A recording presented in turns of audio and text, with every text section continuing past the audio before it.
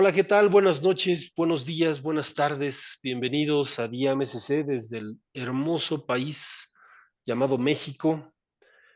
Para todos aquellos que nos han seguido durante el tiempo, pues somos un podcast que ayuda a los migrantes a obtener la información necesaria para poder hacer su transición a México de forma legal sobre todo y pues con tranquilidad. El día de hoy vamos a hablar acerca de un tema que pues todos les interesa, ¿no? ¿Cómo obtener la FM3? Este documento que pues solicitan en bancos, solicitan en México para poder transitar, ¿no? Que se conoce como FM3, pero ahorita lo vamos a ir deshebrando para que entendamos qué significa y qué tipo de tarjeta de residencia se obtiene. Eh, Vamos a saber entonces para qué sirve y cómo poderla obtener, sobre todo sin sufrir, porque por ahí sabemos que para muchos es complicado, ¿no? Adaptarse al ecosistema legal mexicano en donde pues los requisitos y los papeleos y el clic aquí, clic allá, pues es muy diferente en sus países. Y pues aquí vamos a poderles ayudar un poquito a que comprendan mejor cómo obtenerla de forma sencilla. Y por eso saludo en ese orden al licenciado Ernesto Rizo y al licenciado José Luis Aguado. Un saludo y un abrazo, hermanos. ¿Cómo están? Hola, Abraham, muy bien, muy bien.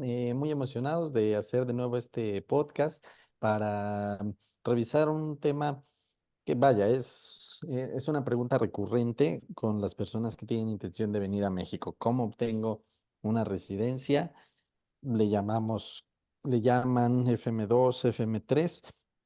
Yo creo que podemos hacer de una vez la aclaración. Cuando hablamos de la FM3 nos vamos a referir a un documento de residencia permanente o bien el, el documento, la tarjeta de residencia temporal que permite trabajar. Un gusto estar de nuevo con ustedes, Abraham, José Luis y con toda la gente que nos escucha y que nos ve. Pues toda la felicidad del mundo otra vez, compartiendo aquí contigo, Ernesto, y contigo, Abraham, hablar sobre un tema bien, pues yo que a lo mejor hay mucha gente ya de que ha de ser fan de los videos, deben de decir, este momento ya es cansado, pero yo creo que sigue existiendo este mito. ¿Qué es la FM3 en el año 2024 después de 12 años a una reforma? Pues yo creo que como muy interesante, ¿no? Y sobre todo, ¿cómo sacar la FM3? Yo creo que debe de haber muchas personas. Yo creo que te estacionas en México y llegas al banco y lo primero que te dicen es la FM3 y de repente te encuentras un video de unos tipos que dicen que la FM3 no existe, si entra uno como en crisis, ¿no?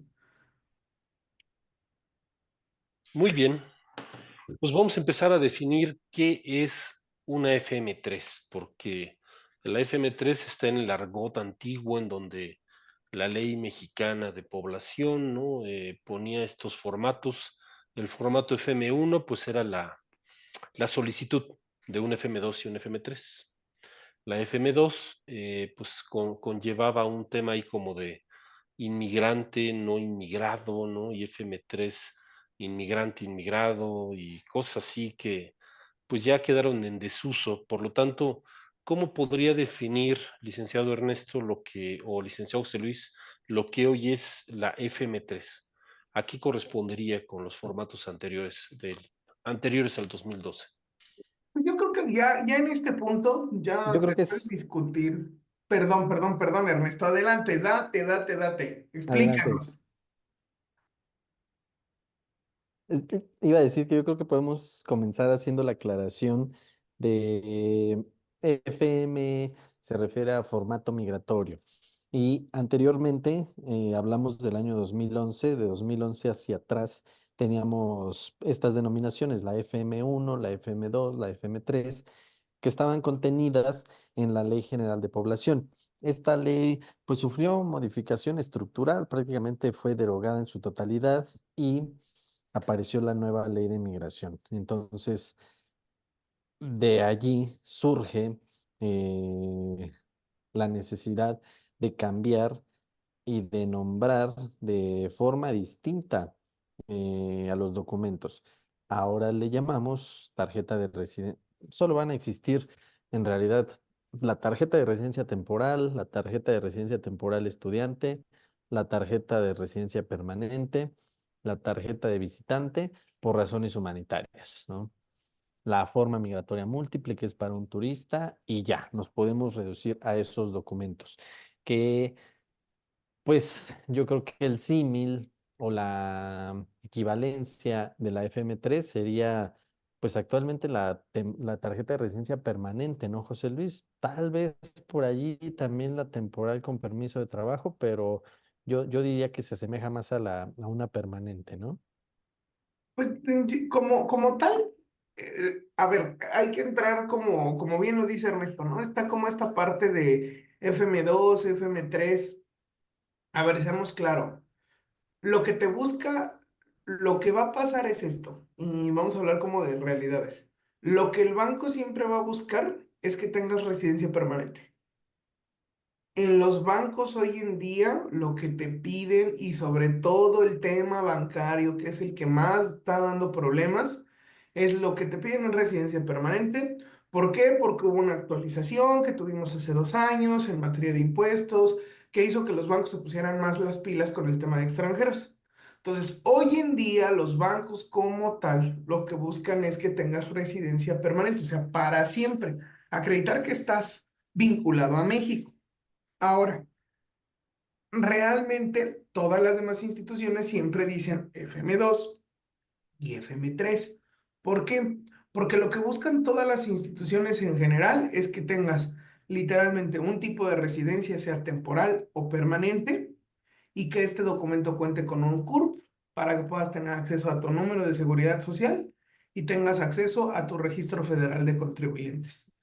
Hay mucha ignorancia al respecto, sí, es una realidad, pero pues si hablamos con franqueza, yo sí separaría de manera clara que obtener una residencia temporal hoy en México, lejos de lo complicado que puede llegar a ser, hacerlo sin sufrir tiene más que ver con saber que o tienes requisitos para poder hacerlo, lo cual fundamentalmente es si requiere la supervisión de un abogado para hacer el procedimiento porque eso es lo más importante, y tenemos como segunda opción establecer el panorama jurídico y crear el panorama jurídico para poder llegar a esos requisitos. ¿Qué significa? Que no hagas nada para inventarte cómo obtener la FM3, sino que organices tu camino o mediante buscando que tengas los requisitos para los tipos de residencia, o la opción número dos, que empieces a trabajar un panorama jurídico de migración para poder obtener esta residencia. Número uno, es eso de que lo hagan en un día, ya, o sea, ya ahí ya las cosas ya van mal. Correcto. ¿Y cómo sería entonces el trámite, ¿no? En pocos pasos para lograr obtener este procedimiento. Claro que sabemos que hay diferentes, ¿no? Tarjetas que englobarían este llamado FM3, pero en general, ¿cuáles serían los pasos para lograr obtener la FM3 de forma fácil, sin sufrir? Bueno, para saber qué pasos vamos a seguir para obtener una tarjeta permanente, tenemos que responder básicamente dos preguntas. La primera es, ¿por qué puedo obtener yo la residencia permanente? Y realmente podemos hablar de algunas situaciones. Tener un hijo mexicano me da la residencia permanente. En el caso de personas que solicitaron la condición de refugiados en México ante la Comar, pueden obtener permanente. Jubilados que cumplen con el monto que exige la ley de pensión pueden obtener una permanente. Por solvencia económica, dependiendo también el monto, es algo alto, hay que decirlo, se puede obtener una permanente. Una persona que ya estuvo casado o casada con un mexicano, una mexicana 2 años, puede obtener la permanente. Es decir, primero vamos a responder, ¿puedo obtener la residencia permanente si yo estoy en esta situación? Y segundo, ¿cómo llevar a cabo el trámite? Dependiendo si estoy en México o si estoy fuera de México. Normalmente, si yo estoy fuera de México, el proceso que tengo que llevar a cabo es una visa, solicitar una autorización a una embajada mexicana en el extranjero conocida como visa. Si estoy en México, pues el proceso a lo mejor ya se refiere a hacer un canje, un cambio de condición, una regularización, dependiendo. Normalmente Hay que revisar los documentos, hay que revisar el supuesto, que sí cumplas tú con el requisito, que cumplas con los documentos que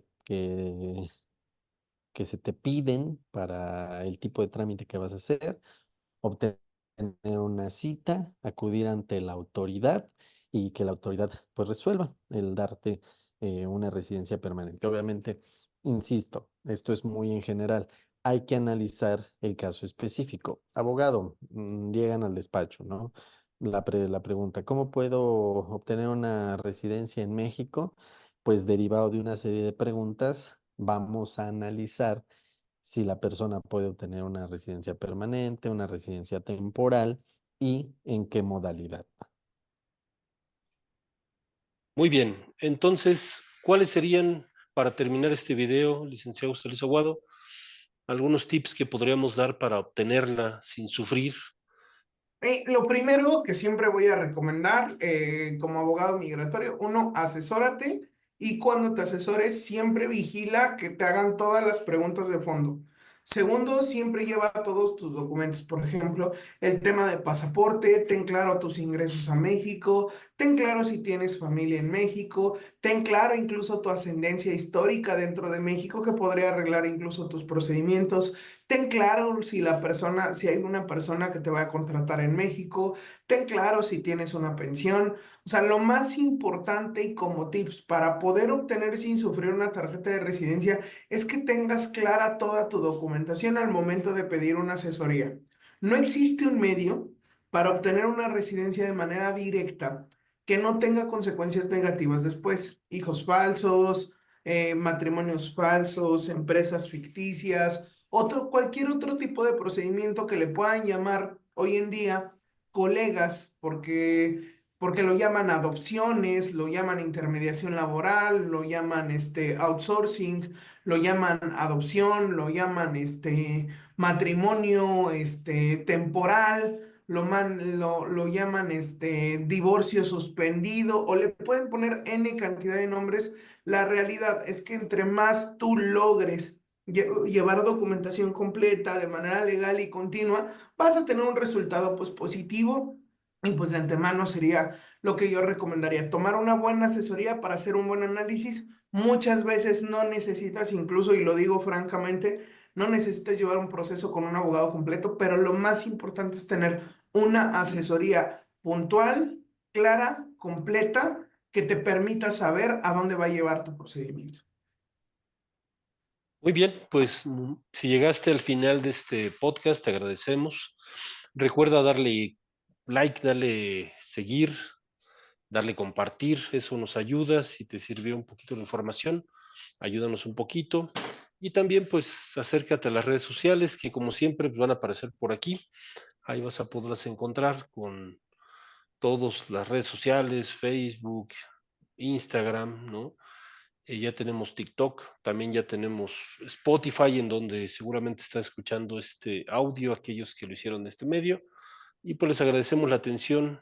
Esperamos que continúen viendo los podcasts de DMSC. Y como siempre, nos despedimos como Diam. Licenciado Ernesto, ¿cómo sería? Nadie es ilegal en este mundo, amigos. Hasta luego. Hasta luego.